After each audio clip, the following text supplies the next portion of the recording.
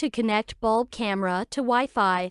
Step 1. Download and install the Symynelec app. Complete the registration. Please select your country and enter your email address. Please enter the verification code you received and complete the registration. Step 2. Make sure your phone is connected to 2.4 GHz Wi-Fi network.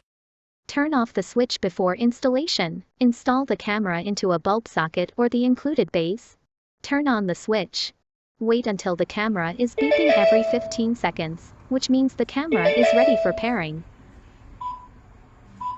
If the camera is not beeping, press and hold the reset button for 8 seconds to reset it.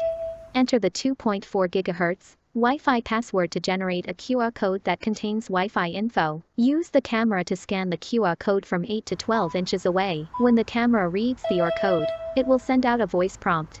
If the camera doesn't scan QR code, adjust the phone position or tilt screen slightly. Make sure to avoid light reflections that can make QR code incomplete or avoid high contrast background. Press I heard a prompt when camera beeps. Camera will start pairing.